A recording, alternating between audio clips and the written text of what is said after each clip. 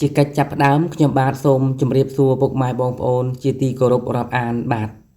សម្រាប់វីដេអូឃ្លីបនៅក្នុងថ្ងៃនេះខ្ញុំបាទសូមលើកយកនៅប្រធានបទមួយដ៏ល្អបំផុតទាក់ទងទៅនឹងការវាយបំបាក់ភាពក្រអឺតក្រទមរបស់ថៃដែលជាជនជាតិរមិលគុណចំពោះខ្មែរមកធ្វើការចែករំលែកជាព័ត៌មានក៏ដូចជាការចែករំលែកជាធម្មទានជូនពុកម៉ែបងប្អូនជាទីសន្តាប់បាទដោយដែលពុកម៉ែបងប្អូនបានដឹងបានជ្រាបរួចខ្លះមកហើយថានាពេលថ្មីកន្លងទៅនេះជនជាតិថៃភាគច្រើនជាពិសេសនោះគឺរដ្ឋាភិបាលហើយនឹងទាហានថៃតែម្ដងពុកម៉ែបងប្អូនគឺបាននឹងកំពុងបង្ហាញភាពកក្លឿននិងក្រអឺតក្រទមជាទីបំផុតបង្ហាញសាច់ដុំតាមរយៈការសំញើញនៅគ្រឿងសព្វាវុធនិងកងកម្លាំងទ័ពមកចំពោះកម្ពុជាទាំងកំរោលទាំងដែលខ្លួនឯងបំពានច្បាប់អន្តរជាតិក្នុងការឈ្លានពានអធិបតេយ្យភាពក៏ដូចជាបូរណភាពទឹកដីរបស់កម្ពុជាបាទសំណួររបស់ខ្ញុំបាទទៅចំពោះជាតិសាសន៍ចៅសៀមគឺថា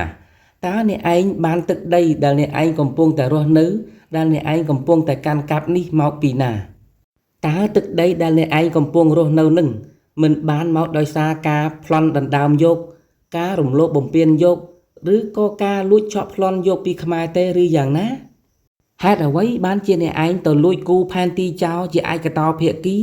ហើយប្រើប្រាស់ផែនទីចោលនោះទៅបំភ្លៃប្រវត្តិសាស្ត្រជាមួយនឹងកូនចៅចំនួនក្រោយៗរបស់អ្នកឯងដើម្បីឲ្យមានការយល់ច្រឡំថា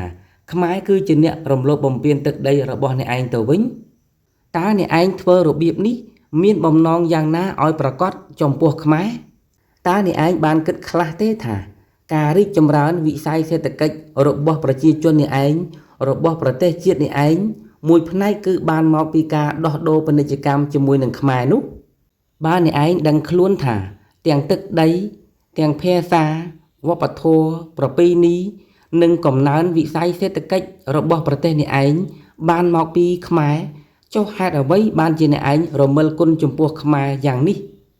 ពុកម៉ែបងប្អូនជាទីគោរពរាប់អានជាតិសាសន៍ថៃឬក៏ជាតិសាសន៍ចៅសៀមមួយនេះមិនដែលមានគំនិតល្អចំពោះខ្មែរម្ដងណាឡើយពោលគឺតែងតែមានគំនិតមើលងាយមើលថោកនិងធ្វើការរំលោភបំពានដល់ខ្មែរដែលជាអ្នកមានគុណលើពួកគេជាដរាបបាទប្រសិនបើអ្នកឯងនៅតែបន្តទង្វើដ៏អមនុស្សធម៌ដ៏អគុណធម៌មកលើខ្មែរដែលជាអ្នកមានគុណលើអ្នកឯងទៀតនោះជាតិសាសន៍របស់អ្នកឯងនឹងមានការវិនាសអន្តរាយទៅវិញជាមិនខាននោះឡើយពីព្រោះថាអ្នកដែលតែងរមិលគុណគេឬក៏អ្នកដែលតែងយកគុណសងទោសនោះមិនដែលមានជីវិតប្រសើរបានយូរអង្វែងនោះឡើយបាទហើយទង្វើរបស់អ្នកឯងកន្លងមកលើខ្មែរមិនសមថាអ្នកឯងជាប្រទេសកាន់ព្រះពុទ្ធសាសនានោះទេសូមអ្នកឯងបដូរសាសនាចេញទៅប្រសិនបើអ្នកនៅតែប្រកាន់គំនិតអាក្រក់និងទង្វើដ៏អាក្រក់របស់អ្នកជាបន្តទៅទៀតនោះសូមកុំយកព្រះពុទ្ធសាសនាមកបាំងមុខដើម្បីបន្លំភ្នែកអន្តរជាតិថាអ្នកឯងកំពុងតែធ្វើល្អនោះឡើយបាទនៅក្នុងនាមខ្លួនខ្ញុំបាទផ្ទាល់ដែលជាខ្មែរមួយរូបដែលនោះសូមធ្វើការបញ្ជាក់ទៅអ្នកឯងថាការអត់ធ្មត់របស់ជនជាតិខ្មែរយើងក៏ត្រូវមានដែនកំណត់ដែរប្រសិនបើអ្នកឯងនៅតែបន្តក៏ក្លឿនប្រមាថមើលងាយមើលថោកមកដល់ជនជាតិខ្មែរយើងជាបន្តទៀតនោះអ្នកឯងប្រកាសណាស់នឹងមានឱកាសបានស្គាល់នៅរសជាតិល្វីងជូរចត់នៃជីវិតរមិលគុណគេជាមិនខាននោះឡើយបាទហើយអ្នកឯងក៏មានឱកាសបានភ្លក់រសជាតិផលនៃបាបកម្មដែលអ្នកឯងបានរំលោភបំពាននិងមើលងាយមើលថោកគេនោះផងដែរបាទហេតុដូចនេះចង់ដឹងថាតើរាជរដ្ឋាភិបាលកម្ពុជា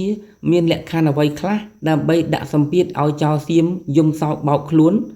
ខ្ញុំបាទសូមគោរពអញ្ជើញពុកម៉ែបងប្អូនជាពិសេសនោះគឺចៅសៀមគ្រប់រូបមកស្ដាប់នៅសេចក្តីថ្លែងការណ៍របស់សម្ដេចហ៊ុនសែនដូចតទៅបាទ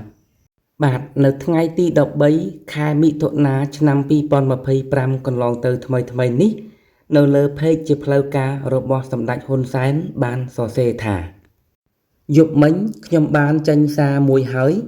ព្រឹកនេះខ្ញុំនិយាយក្នុងនាមប្រធានបកកាន់អំណាចទៅកាន់រាជរដ្ឋាភិបាលបន្ថែមទៀតក្នុងករណីភាគីថៃមិនព្រមបើកច្រកព្រំដែន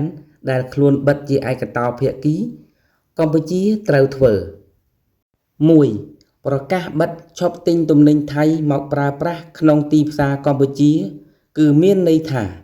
ឈប់ប្រើទំនិញថៃជំនួសដោយការប្រើទំនិញក្នុងស្រុក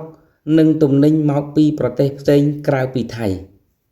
2. ត្រៀមទិញទំនិញដែលភាគច្រើនជាកសិផលរបស់ប្រជាជនដែលធ្លាប់លក់ឲ្យថៃដោយខិតខំរកទីផ្សារជូនប្រជាជនទាំងក្នុងស្រុកនិងក្រៅស្រុក 3. បង្វែរអ្នកជំងឺដែលធ្លាប់ទៅព្យាបាលក្នុងប្រទេសថៃមករកមន្ទីរពេទ្យក្នុងស្រុកឬទៅប្រទេសផ្សេងវិញ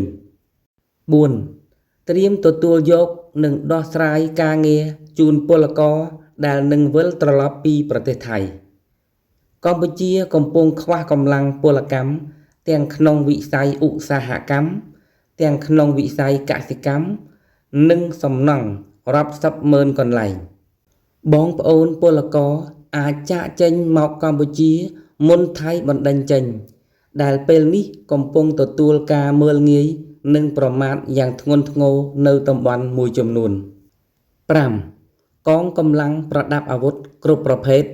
ត្រូវត្រៀម24ម៉ោងលើ24ម៉ោងដើម្បីវាយបកការពារខ្លួនក្នុងករណីមានការឈ្លានពាន 6. បណ្ដាខេត្តនៅជិតព្រំដែនត្រូវត្រៀមជម្លៀសប្រជាជនចេញមកកាន់តំបន់មានសុវត្ថិភាព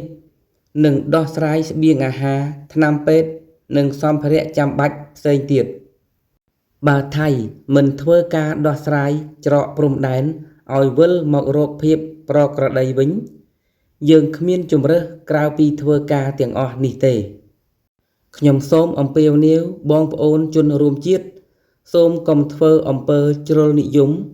ដូចជាបាតុកម្មប្រឆាំងស្ថានទូតថៃក្រុមហ៊ុនថៃ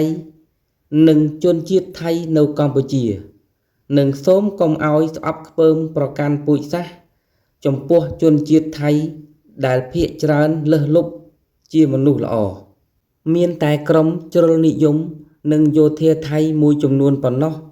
ដែលបង្ករឿងជាមួយកម្ពុជាព្រោះជាទម្លាប់រដ្ឋាភិបាលថៃមិនអាចគ្រប់គ្រងកងទ័ពបានដូចប្រទេសយើងនោះទេបាទខ្ញុំបាទសូមធ្វើការបញ្ចប់ការអានជូននៅសារទាំងស្រុងរបស់សម្ដេចហ៊ុនសែនតែត្រឹមនេះបាទតើពុកម៉ែបងប្អូនមានការយល់ឃើញយ៉ាងណាដែរក្រោយពេលបានស្ដាប់នៅការអានជូនសារទាំងស្រុងរបស់សម្ដេចហ៊ុនសែននោះបាទសម្រាប់ខ្លួនខ្ញុំបាទផ្ទាល់វិញមានការយល់ឃើញថា